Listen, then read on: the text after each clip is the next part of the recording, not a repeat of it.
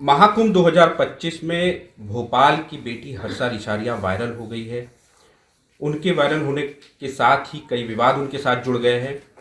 इसको लेकर के वो थोड़ी आहत है और उन्होंने वहाँ से वापस जाने का निर्णय लिया है। हमारे साथ इस वक्त बात करने के लिए हर्षा रिसारिया की माँ किरण रिसारिया मौजूद है। किरण जी, सबसे पहले तो अमर उजाला में से बात करने के लिए आपका बहुत बहुत धन्यवाद। नमस्कार जी। एक घटना है 2004 की, जब आप मध्य प्रदेश आए थे। वो वाकया क्या है? उस समय हर्षा ने क्या आपसे कहा था, थोड़ा सा बताइए।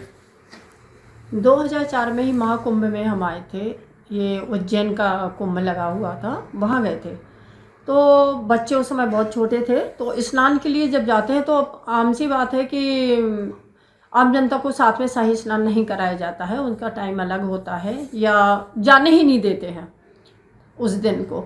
तो वही मेरे साथ भी हुआ कि जा रहे थे साथ में, तो पुलिस वाले और वो थे तो अलग घेरे के साथ से बाहर कर दिया था।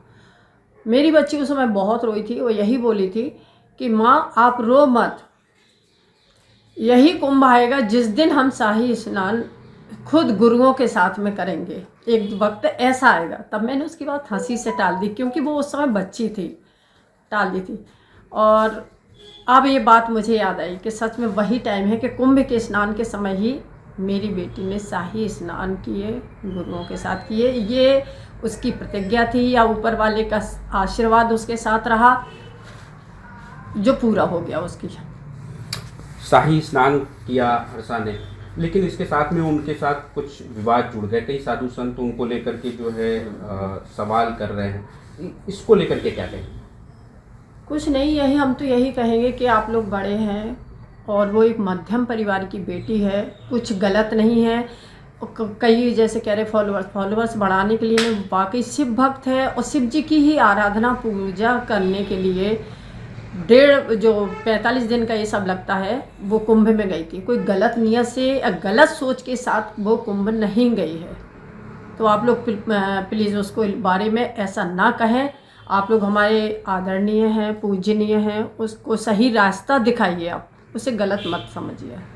हर्षा ने जो है एक वीडियो सेंड किया है। उनने कहा है कुछ साधु संतों का नाम लेके कि उनको पाप लगेगा। वो यहाँ पर जो है सनातन धर्म को बढ़ाने आई थी, लेकिन उन पर कई सवाल खड़े किए गए। इसको लेकर के आपकी हर्षा से अभी कोई बात हुई?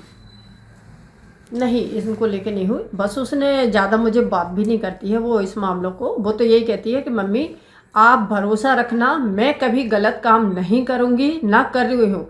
यहाँ सिर्फ मैं आराधना के लिए आई थी, मेरे ऊपर भरोसा रखना, कभी आपका सर नहीं झुकेगा। बस गलत है, गलत कमेंट कर रहे वो कर रहे, आप ज़्यादा मत देखना, आप परेशान मत होना। बस यही बात है मुझसे तो होती है, और कुछ नहीं। हर्षा जो है जब सनातन की तरफ बढ़ी तो क्या पहले से बचपन से वो ऐसी थी, या कब गई, कब आपको ऐसा लगा कि ये इसका झुकाव है उस तरफ? थोड़ा सा देखिए, मेरे लिए कोई आश्चर्य की बात नहीं है, हम फैमिली के लिए, परिवार के लिए, क्योंकि हम लोग हिंदू हैं, पंडित हैं। तो मेरे ससुराल में भी उसकी दादी के यहाँ भी पूजा पाठ करना, ये करना, कुल देवी की पूजा करना, गांव जाना, हमारे ये सब हमारे यहाँ बचपन से ही वो करती रही है, देखती रही है।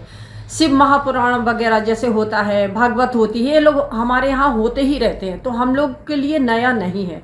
और अभी ये जैसे केदारनाथ जाती है, वो अपना बर्थडे विश करना है, ये करना है नए साल पे, कब महादेव जी के पट बंद होना है, ये होना, लोग खुद उससे ये सब जानकारियाँ लेते हैं, वहाँ जाने के रास्ते पूछते हैं, क्योंकि उसको इस सब की जानकारी है। तो हम लोगों के लिए नया नहीं है। आध्यात्मिक करना, पूजा पाठ करने शुरू से ही रुझान रहा उसका। जिस तरीके से उनके पुराने वीडियो और फोटो वायरल हुए, अध्यात्म के उनको जो भी सवाल खड़े करे गए, तो उन लोगों के लिए आप क्या कहेंगी? हम इतना कहेंगे कि ये चाहती तो वो डिलीट कर सकती थी, क्योंकि इसमें जुड़ी है, लेकिन उसने ऐसा जरूरी नहीं समझा, क्योंकि ये काम करती थी। उसने खुद बोला कि मैं आर्टिस्ट थी, मैं एंकर थी, जो देश विदेश में काम करती थी।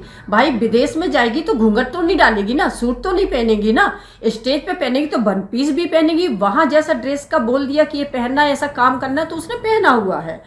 ठीक है, उसने गलत जगह नहीं, मतलब गलत काम नहीं की है। तो मुझे तो बिल्कुल भी बुरा नहीं लगता। लोगों की सोच पे हंसी जरूर आती है। जब वो साफ बोल चुकी कि मैं आर्टिस्ट थी, तो उस वाक्य पे आपको ध्यान देना चाहिए। वो आर्टिस्ट थी, उस समय की आप वीडियो निकाल के आप डालेंगे, देखेंगे, मेरे लिए कोई नया नहीं है, आप बोलते रहिए।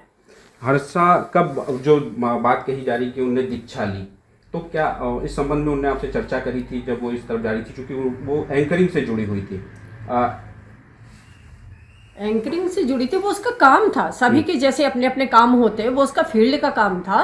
और अच्छी मतलब बड़ी है वो लेवल की होस्ट थी, एंकर थी, तो वो करती थी। और साथ में पूजा पाठ, मेडिटेशन करना, योगा करना, ये सब करना, ये भी बहुत करती थी। 3-3 घंटे अभी उसको पूजा करती थी। सालों से हम लोग देखा, घर आती है तो उसको 3 घंटे पूजा के लिए चाहिए है। शिव महापुराण पढ़ना, चालीसा पढ़ना, हर मंदिर के जगह भोजपुर वगैरह जाना, ये अभी भी करती है। यहाँ आएगी तो सुबह से उठ के भोजपुर चलना है, भाई को लेके भोजपुर चलो, तो करती है। लोगों के लिए नया है, हम लोगों के लिए नहीं है। उन्होंने दीक्षा ली थी? हाँ जी, दीक्षा ली थी। कब 2 साल के ऊपर हो गया, जब श्री कैलाश नंद गिरी जी महाराज से उन्होंने दीक्षा ली थी। करती है वो। यहाँ वहीं रहते थे या यहाँ आते थे उत्तराखंड? नहीं, घर तो कभी आती थी, घर तो आती थी दिवाली दशहरा या पूजा पाठ पे, या कभी उसको ऐसा लगा तो घर आती थी। घर है बाकायदा, वो उत्तराखंड में रहती है।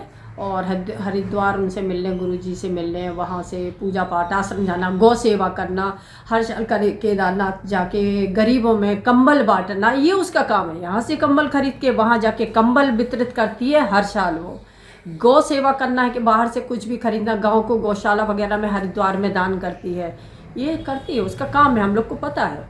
और पापा से, भाई से हर बात शेयर होती है कि वहाँ के गौशाला जाना है, ऐसा काम करना है, तो करती है। आपने उनके लिए जो है पहली ड्रेस जो सनातन में उन्होंने पहनी है वो डिज़ाइन करी है, कब क्या उनने बोला था या आपने खुद ही डिज़ाइन करी, उसके बारे में थोड़ा बताइए। नहीं, ये तो अभी जो कुंभ गई है, जो ड्रेसें पहनी हुई है वो मैंने ही बनाई थी।